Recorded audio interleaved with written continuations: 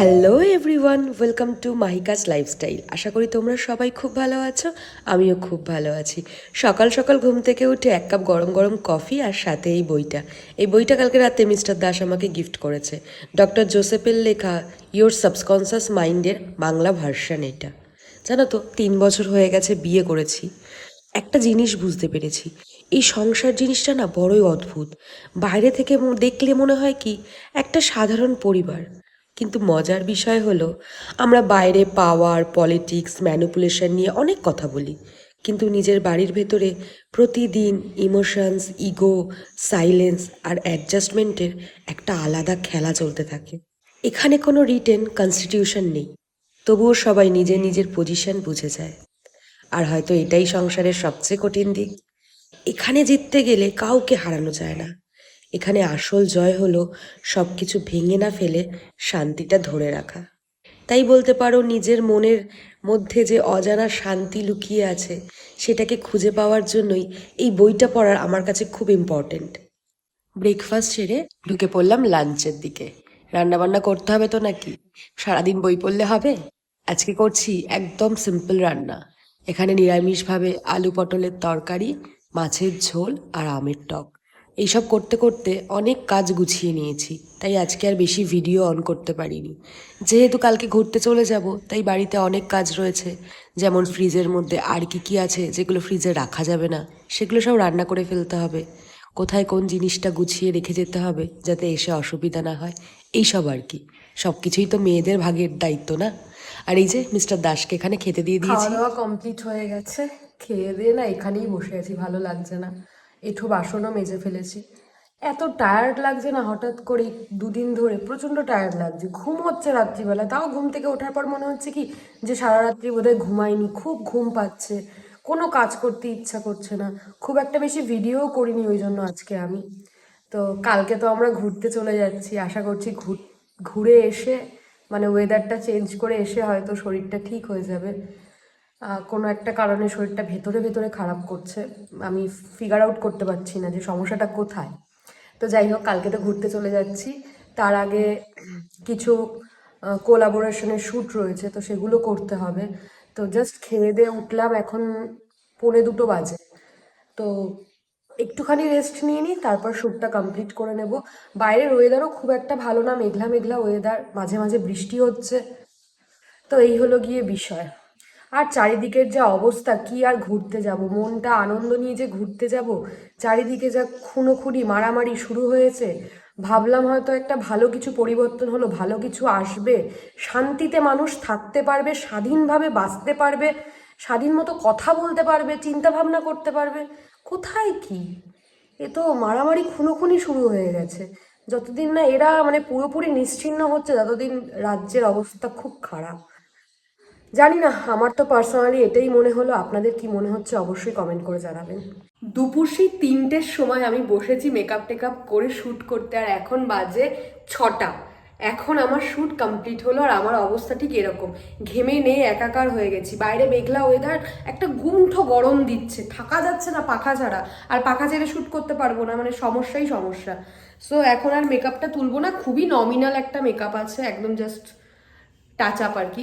এখন যাব একটু হাবড়া, জাস্ট কালকে ঘুরতে যাব, তার জন্য একটু টুকটাক কিছু কেনাকাটা করার আছে। আমার না মিস্টার দাসের, ওনার সব কিছু লাস্ট মুহূর্তেই হয়। তো এখন ওখানে বেরোবো, এক কাপ চা খেয়ে নিই, দেন বেরোবো। চা আর খাওয়া হয়নি, মিস্টার দাস অফিস থেকে এসেই বলল চটজলদি চলো, মেঘ করে আসছে, বৃষ্টি হবে। আর ও আমাকে যে খবরটা দিল শুনে তো পুরো আমার পিলে চমকে গেল। ও অফিস যাওয়ার সময় দেখে একজন ভদ্রমহিলা স্কুটি নিয়ে রাস্তায় পড়ে গেছে। তাকে হসপিটালে নিয়ে যায় এবং অফিস থেকে ফেরার সময় খোঁজ খবর নিয়ে জানতে পারে তার হাঁটু ভেঙে গেছে, অপারেশন করতে হবে। একবার ভাবো তো, একটা সুস্থ মানুষ রাস্তা দিয়ে হেঁটে যাচ্ছিল। কিভাবে মানুষের জীবনে বিপদ আসে, বিপদ তো আর বলে কয়ে আসে না। ভগবানের কাছে প্রার্থনা করি উনি তাড়াতাড়ি সুস্থ হয়ে উঠুক। এইসব বিষয়গুলো আমাকে এত ভেতর থেকে নাড়িয়ে দেয় না, আমার চিন্তাভাবনা যেন আরও বেড়ে যায়। আমি এই চিন্তাটাকেই কামাতে চাই, নিজের চিন্তাটাকে নিজের কন্ট্রোলে আনতে চাই, যেটা আমি একদমই পারি না। তারপর আমাকে নিয়ে গেল একটা ক্যাফেতে, জানে যে আমার মুড খুব তাড়াতাড়ি সুইং হয়, তাই আর কি একটু আনন্দ দেওয়ার জন্য। আর সারা দুপুর এতটাই প্রেশার গেছে যে মাথাটা পুরো ভার হয়ে আছে। আর এই ক্যাফেটাতে গেলে বেশ ভালোই লাগে।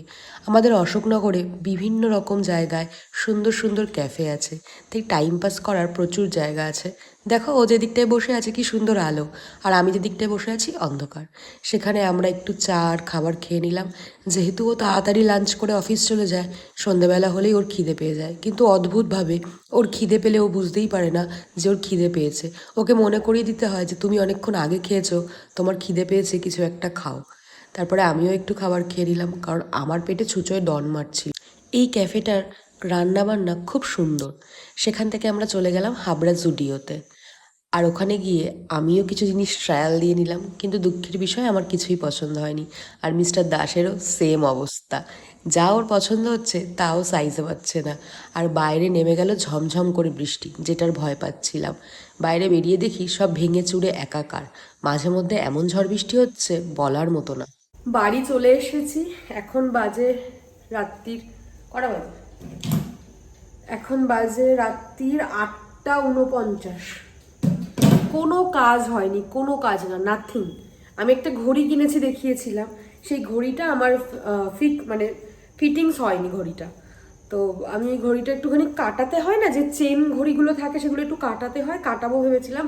কিন্তু আজকে বৃহস্পতিবার, আজকে হাবড়া বাজারে সব দোকান বন্ধ, আর আমাদের কারোর মাথাতে ছিল না। সো কাজের কাজ কিছুই হয়নি। একটু জুডিও গেছিলাম, সেখানেও মিস্টার দাসের কিচ্ছু পছন্দ হয়নি।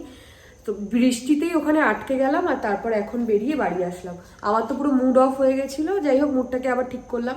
আমি না একটা মিশো থেকে দারুণ একটা প্রোডাক্ট কিনেছি, তোমাদেরকে দেখাই। এই দেখো, এই প্রোডাক্টটা খুব সুন্দর, কিন্তু এটা একটা সানগ্লাস অর্গানাইজার। এত সুন্দর না, এর মধ্যে তোমরা সানগ্লাস, চশমা সবকিছুই রাখতে পারবে। এটা স্পেশালি ঘুরতে যাওয়ার জন্যই কিনেছি।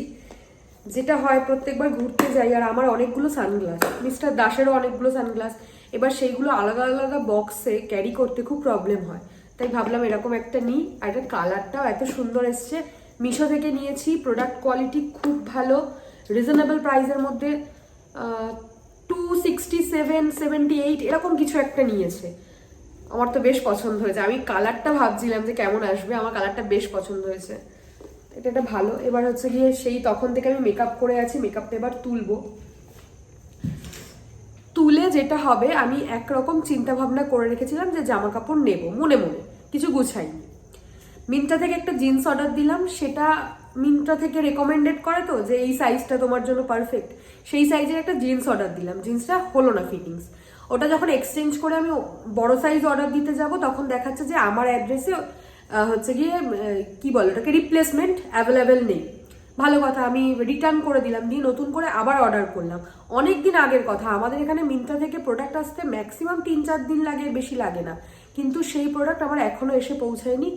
অগত্যা আমি দেখলাম যে আমরা চলে যাওয়ার পর সেই প্রোডাক্ট এসে পৌঁছাবে, তাই আমি আবার ক্যান্সেল করে দিলাম। দিয়ে আমি ভাবলাম জুডিওতে যাই, জুডিও থেকে ঠিক একটা জিন্সের প্যান্ট কিছু একটা পছন্দ হয়ে যাবে। কিচ্ছু পছন্দ হলো না জুডিওর। প্রথমত আমাদের এখানে হাবড়া জুডিওর কালেকশনই ভালো না, দ্বিতীয়ত জিন্সের প্যান্ট যাও পেলাম এত বাজে ফিটিংস, পুরো চিন্তা ভাবনা পুরো ঘেটে আমি এখন নিজেও জানি না যে আমি 2 দিনের জন্য যাচ্ছি, ওখানে আহামরি কিছু নেওয়ার নেই, কিন্তু ওই আর কি কমফোর্টেবল কিছু একটা তো নিয়ে যাবো, সেটা একটা চিন্তা ভাবনা করে রেখেছিলাম। চিন্তা ভাবনার বাইরে হয়ে গেছে, পুরো আউট অফ নলেজ কোশ্চেন আসছে। এখন কি করে অ্যান্সার দেবো, আমি কিভাবে পাস করব আমি জানি না, আমি টেনশনে পড়ে গেছি। যাই হোক, এখন মেকআপটা রিমুভ করব, করে একটা ডিটেন প্যাক লাগাবো। কিচ্ছু করিনি আমি, কিচ্ছু না। আমি এই কদিন কি করছিলাম ভগবান জানে। শেষ সময় আমার এখন হঠাৎ মনে পড়ছে এগুলো করতে হবে, এগুলো করতে হবে, ওগুলো করতে হবে। চলে এসেছি মুখ ধুয়ে। এবার যেটা ইউজ করব, আমি যেটা করি, এই ডিট্যান প্যাকটা, রাগার এই ডিট্যানটা আমি ইউজ করি। বিশ্বাস করো, এটা এত ভালো। আমার প্রচণ্ড sensitive skin plus combination. So আমার যখন কাজে দিচ্ছে, অনেকের স্কিনে এটা খুব ভালো কাজে দেবে। এটার মধ্যে 5টা এরকম পাউচ থাকে। আমার 5টা, 3টে আছে, 4টে, 5টা, 6টা এরকম পাউচ থাকে। 6টা পাউচ থাকে, যেগুলো ওয়ান টাইম কেন, এরকম একটা পাউচ কেটে আমরা যেভাবে 2জন ইউজ করে নিতে পারবো, আমরা বাঙালিরা যেভাবে ইউজ করি। কিন্তু এটা একজনের জন্য ওয়ান টাইম। যাই হোক, এটার দাম 414 টাকা লেখা আছে, কিন্তু নায়কা থেকে আরো কমে আমি পেয়েছি। এর স্কিনটা তোমরা দেখে নাও একবার।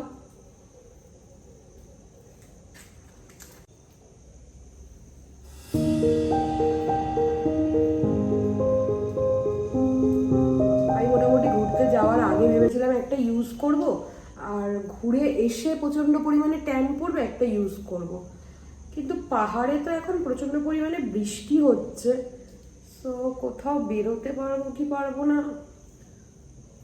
রোদ থেকে যেই ট্যানটা পড়ে ওই ট্যানটা অন্তত পড়বে না, কিন্তু হয় না ঘুরতে গেলে একটা ট্যান পড়েই।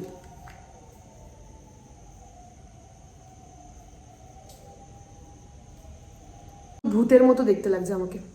একটা হালকা চিরবির চিরবির চিরবির চিরবির করে, ওটা ন্যাচারাল, হ্যাঁ, ওটাতে ভয় পাওয়ার কিছু নেই। সো চলো 10 মিনিট রাখি, 10 মিনিট পর ধুয়ে এসে তারপর তোমাদেরকে রেজাল্ট দেখাচ্ছি।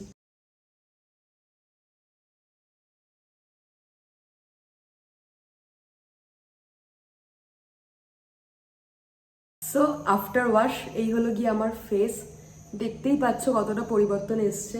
যদিও আমার ফেসে খুব একটা ট্যান ছিল না, কিন্তু আমি বুঝতে পারছি আমার হাতটা দেখে। তো এতদূর যখন ভিডিও করলাম তোমাদের সাথে আমার নাইট স্কিন কেয়ারটা শেয়ার করে দিই। কালারটা একদম আলাদা, বোঝা যায় এখান থেকে।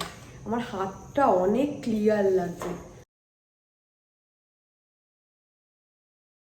আমি প্রথমে যেটা ইউজ করি সেটা হলো প্লাম্পের এই রাইস ওয়াটার অ্যান্ড নিয়াসিনামাইড 3% টোনারটা for brightening and tight pores. আমার এইসব জায়গাগুলোতে না অনেক ওপেন পোর্স রয়েছে, ওই জন্য। যদিও আমি এটা বেশি দিন ইউজ করছি না, বাট 1 সপ্তাহ হয়েছে হার্ডলি। টোনার তোমাদেরকে আমি শেয়ার করেছিলাম যে নায়কা থেকে আমার একটা পার্সেল এসেছিল, ভালো করে আমার কিন্তু এটা ভালো কাজ হয়ে যায় আমার মনে হচ্ছে।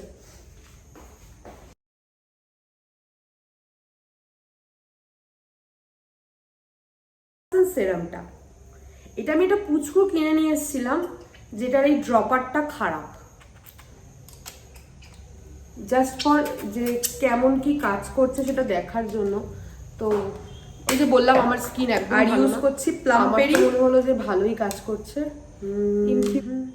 Rice water and niacinamide 2% clear moisturiser jail cream. এটাই যে যাদের বললাম যে প্রচন্ড অয়েলি স্কিন, প্রচন্ড সোয়েট হয় স্কিনে, যেমন আমার হয়, তাদের জন্য এই ময়শ্চারাইজারটা প্রচন্ড ভালো, খুব ভালো। এটাতে কোনো রকম কোনো চ্যাটচ্যাটে ভাব নেই, সোয়েট হয় না।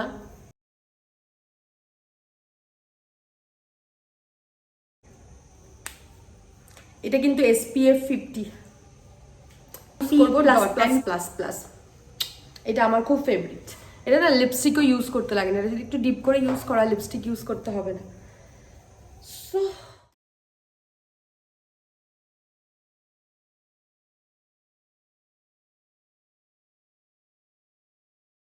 আমার নাইট স্কিন কেয়ার